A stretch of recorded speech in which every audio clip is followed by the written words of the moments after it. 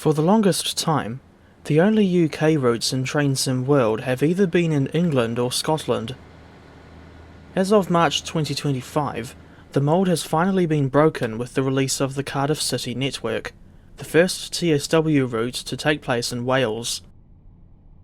I'm still hoping for a route in Northern Ireland, or, at the very least, another Welsh route like Wrexham Central to Bidston to be added to TSW at some point, but for now, here are my 2 cents on Dovetail's Cardiff City Network route.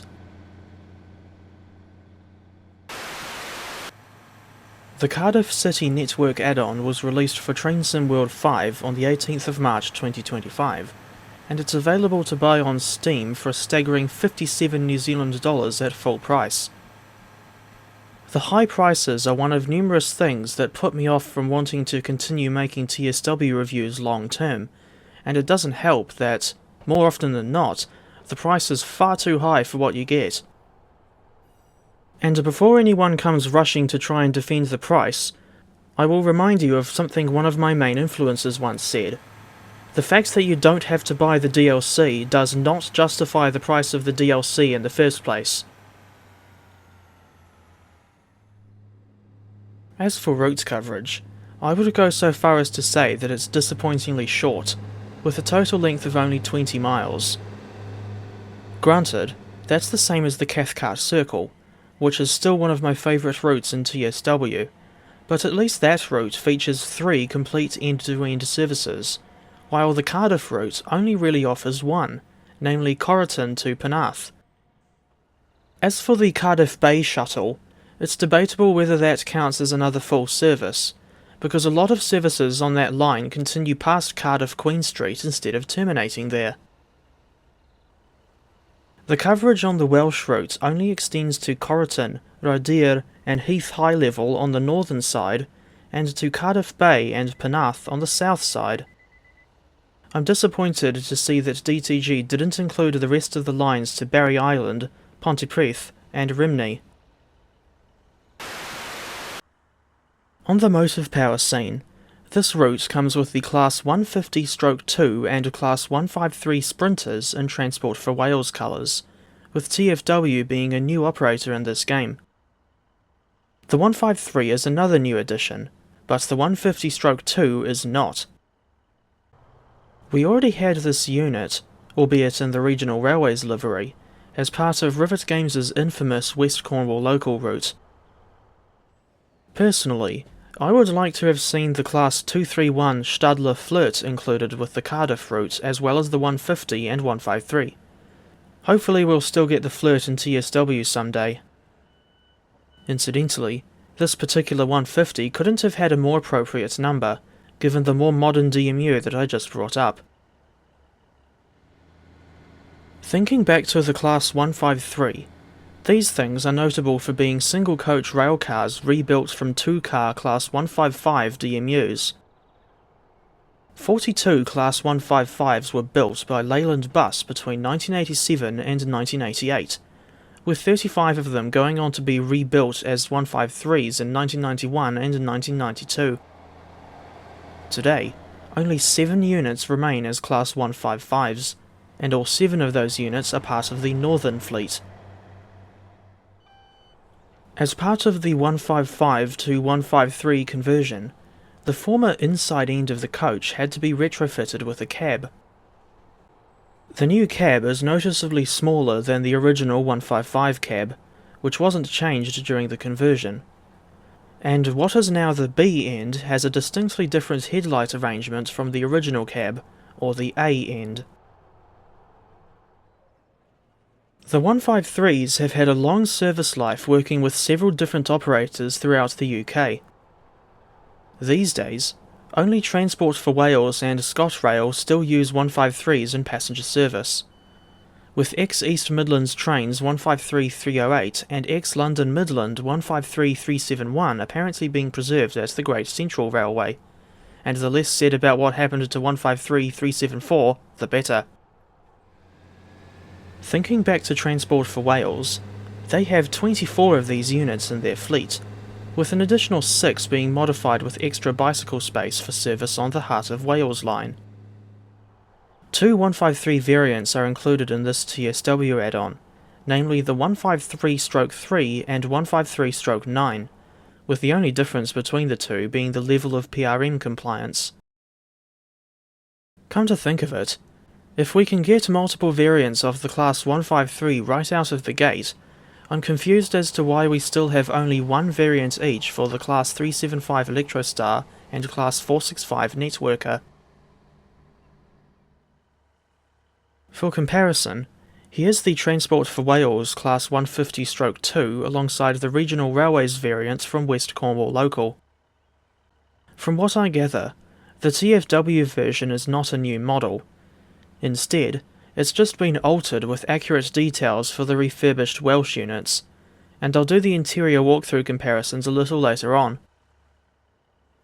The audio on the TFW 150 is generally better than her Regional Railways counterpart, but some sounds are still the same, without referencing Bob Seger. For an in-depth comparison, I recommend checking out the video that TB76 Returns made, a link to which will be provided in the description.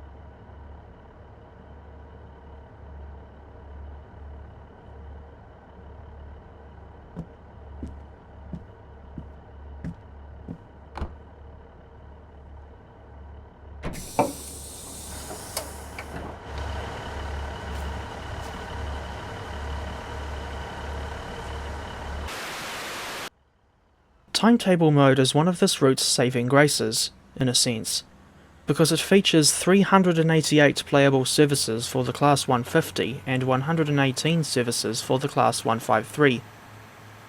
The route feels pretty busy, with most services having intensive stopping patterns. Of course, there's also the option to run empty stock moves to and from Cardiff Canton Depot. The services are very short, with the longest ones only taking around 37 minutes to complete, so make of that what you will. One part of the route that I find particularly interesting is the branch from Heath Low Level to Corriton, where it's only a single track and the stations are unusually close together. This is the kind of station spacing I would expect to see on a high-density metro system, not a diesel-only branch of the national rail network. Meanwhile, the Class 43 HST and Class 166 Networker Turbo, which both come from the Great Western Express add-on, have a timetable mode layer for AI-only services at Cardiff Central. The HSTs only appear in their short-form castle sets, and yet you will often see them representing the long-distance services to and from London or Swansea. As for the route's performance, it's nothing outstanding, but it's not a complete slideshow either. On my end, this route usually runs at between 40 and 60 frames per second. Perhaps the weakest aspect of this route is the scenery, whose quality is very inconsistent. I think the developers did a decent job with the dense urban scenery in the Cardiff Central area, but elsewhere on the network, there are some areas where the scenery looks pretty bad, to the point where I wonder how the routes got approved for release in this state. The 4 stations where I thought the scenery was at its worst were Whitchurch, Rubina, Grangetown, and Wangaron Park. I also noticed that this route's default ballast texture doesn't match the ground texture. Go figure. And, for some reason, the ticket machines at Fairwater are missing, even though the little shelters are still present. It may not surprise anyone to know that the route was released with some bugs still present. Dovetail's gonna dovetail, I guess. Some of the bugs that I noticed were these NPCs stuck on the stairs between platforms 3 and 4 at Cardiff Queen Street, the lifts at that same station not working, despite being of the same design as the lifts at other stations that do work, ceiling lights obstructing the scrolling internal display on the Class 153, and, for some reason, when you see 153s running AI services with the number 2 end leading, the driver figure is in the wrong cab. Considering the fact that this route costs $57, I don't think any of the previously mentioned bugs are excusable.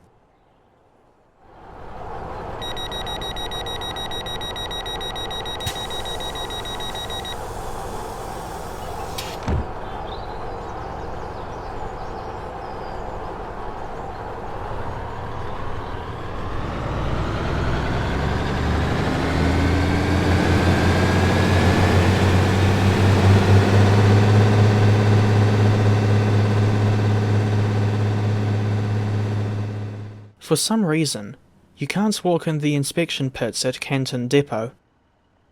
Instead, you basically hover across them, and this looks rather silly if you ask me. Curiously, you can walk in the pits at Edge Hill Depot, on the otherwise horrible Spirit of Steam route. And what's more, you can even walk under the locomotives after you crouch down. Why this is possible on Spirit of Steam but not Cardiff City Network is anyone's guess.